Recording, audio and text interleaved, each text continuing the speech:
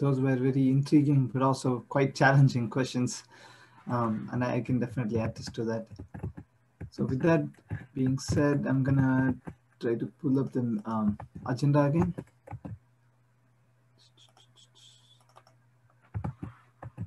All right. So next we have the general evaluator coming up, for which I invite Steve. Okay. Thank you, Martha. Let me stop sharing. So our evaluator for Tameka's speech is Glynis. And please welcome Glynis. Thank you, Steve. And thank you, Tameka, for introducing yourself via an icebreaker speech.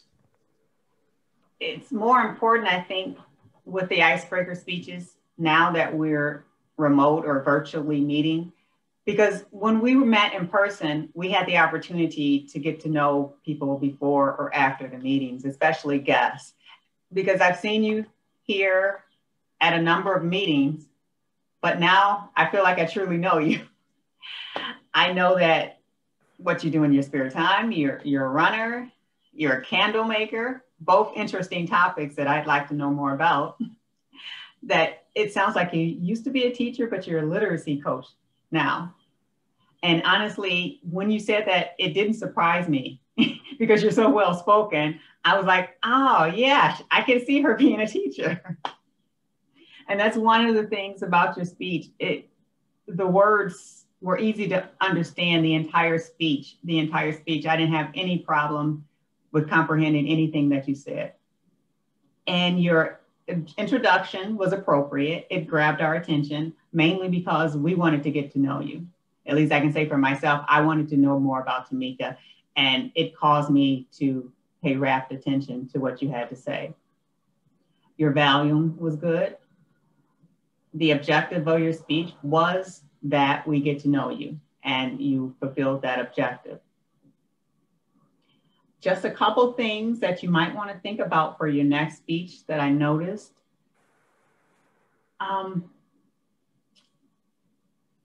Your voice, very good, but it kind of sounded like it could have used a little bit more change in the inflection and pace, because I want to say that maybe you were reading. It's your first speech, and and no one's going to knock you for that. But just to think about in the future, to challenge yourself with maybe trying to use an outline or put the speech in some type of story form that would help you remember it. And honestly, the thing that gave it away that you were reading is because you wear glasses, and I can see what you're looking at. So that's something to consider for everyone that wears glasses, because you can always see what that person is looking at when they're wearing their glasses when they're doing their speeches. But a beautiful speech. I loved it. And the speech is probably the easiest and the hardest. It's the easiest because you're talking about yourself, probably the hardest because it more than likely is the first time you're speaking in front of us for that length of time. But you did an excellent job at it, and I look forward to your next speech. Thank you. Great job. Thank you, Glynis. Now, could I get the timer report?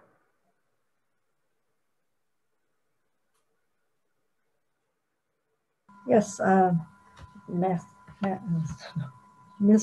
General Evaluator, yes, the timing report. So Tameka, your speech was 5 minutes and 40 seconds. I'll go into the table topics. Steve, yours was 1 minute, 19 seconds. Samuel, I think about 5 seconds, but we'll work on that. Shehu, 2 minutes, 11 seconds. Tameka, 1 minute, 12 seconds. Partha, 1 minute, 41 seconds. Glynis, 1 minute, 23 seconds. I was 1 minute, 43 seconds, and Ross was 1 minute, 44 seconds. And Glynis on her evaluation was 2 minutes and 52 seconds. Back to you, Mr. General Evaluator. Sounds like everybody was good on time. Now, I was the eye counter, and I was listening carefully, and I didn't hear anybody give an odds except for Ross had 2 ums. But I did not hear anybody give any odds, or I didn't, and I also did not catch any grammatical mistakes, which is usually hard to catch, but I didn't find any. So now as general evaluator, I just give a general evaluation of the meeting.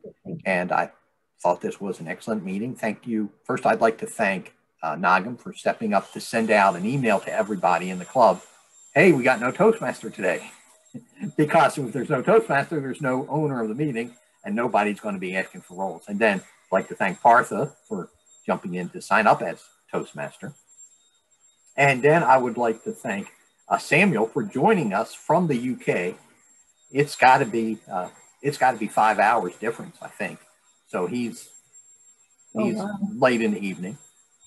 And I would also like to thank Shehu for just stepping in and getting us on track with that too. And that shows that we have a good club atmosphere where everyone's able to join in and take part and take the lead. I'd like to just comment on Tameka's speech. You're a really good writer. I was really impressed with your writing. That was really good. It was smooth. It had a lot of content. In 4 to 6 minutes, you said a lot. And you said important stuff about yourself. So in that 4 to 6 minutes, just like Glynis said, we got to know you a lot. And Glynis pointed out something I didn't realize, that the icebreakers are way more important now that we don't get to talk to each other after the session. Something I noticed on your speeches, I could tell you were reading in the beginning. I would say in the first 3 minutes, your tone was a straight reading tone. And then after about 3 minutes, you kind of became yourself. And it was like you were talking, even though you were reading. And like Glynis said, a good thing, because you were such a good writer, you should always, I think you should write out your speech like you did. But then when you give it, just like Glynis said, have an outline in front of you and just speak to it. And then also what Glynis pointed out, your glasses reflect your screen. Oh. So we actually can't see your eyeballs. Now, I don't know. I don't know why it doesn't do that for me. But you're the first person I've seen reflections on people's glasses, but it wasn't enough to obscure the eyeball. So maybe, I don't know, a different angle with the light or something to take care of that. And then table topics were excellent, and I enjoyed everybody's creative takes on it. I was surprised by the questions. I kept wondering, wow, how is someone going to make that positive? And that concludes my general evaluation, Mr. Toastmaster.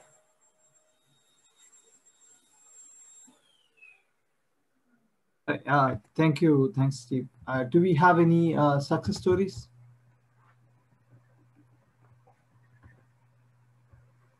Okay, can you guys hear me? Oh, yeah, we hear you.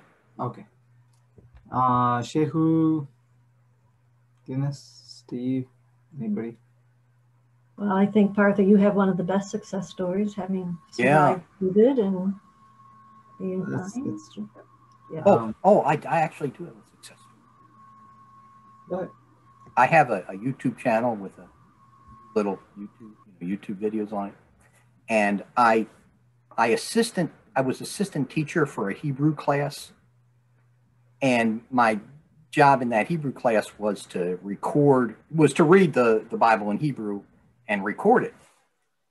And I got enough people to watch those videos that Google put advertisements on my YouTube, so I might get 10 cents or something from the advertisement.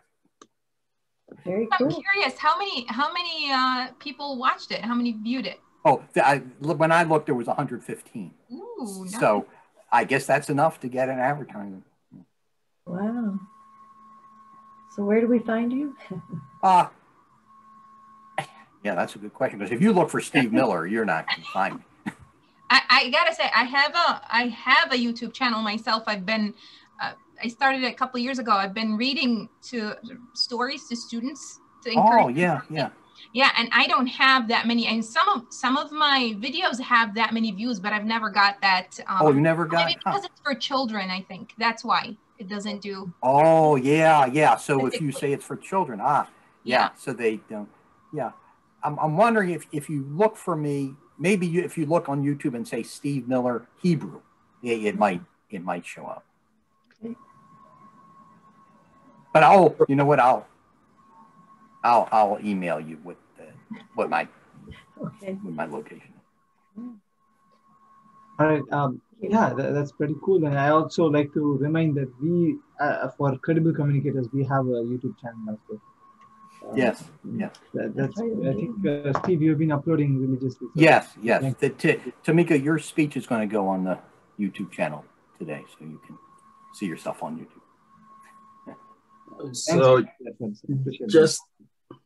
So just a quick success story too for Nagram. She did a great job with her speech. Again, we were part of that. What do you call it now? The ballot counter. So she just 1 point with the second position. So that's kind of great job. I just want to encourage Nagram. That was great. You did great. Just keep up the good work. And you're a great speaker and leader. Thank you. So if she's so she was like third, right? Yes. So if first or second doesn't make it, she can go in their place, right? Or Yeah. Well, both first and second would have to nominate. Only one person goes. Found your channel, Steve. Yeah. Oh, you did? Wow. So tell me, how did you find it? Did you? I went to YouTube and I searched Steve Miller Hebrew, just like Oh, you. good. Okay, Yeah, great. Wow. You're actually you're first and second, and Steve Miller Band is third. Wow. oh, there you go. You're in good company. Yeah. Gonna put in my my YouTube channel if you guys get a chance to just. Oh, great. That would be nice. Great. I have a 4-year-old granddaughter. Would those be stories she could read? Oh, yeah. I have a 5-year-old granddaughter. Yeah. I don't read all of the stories. I don't read the entire thing because I want to motivate students. So I read some of it and then I tell them that you need to pick up the book and read it. But if you go to YouTube and search Learn, Lead, Repeat, that's great. Great. In your name and my name. Yeah. It first came up your speech, Incredible Communicators. That's the first hit. Oh, wow. Well, good. That shows our channel's getting some visibility. So were you the one that announced on October 6th that you had COVID? They said that they stated that Miller is a Jewish. And announced on October 6, 2020 that he had tested positive for COVID. No, I haven't had COVID. Steve Miller is so popular. Oh, it is extremely popular. Yes. That was funny. Okay. So if nobody else has any, we can conclude it a little early, and I'll give it back to Glynis for scheduling the upcoming speeches. Okay, so the 19th is our next meeting, and we have a table topics master that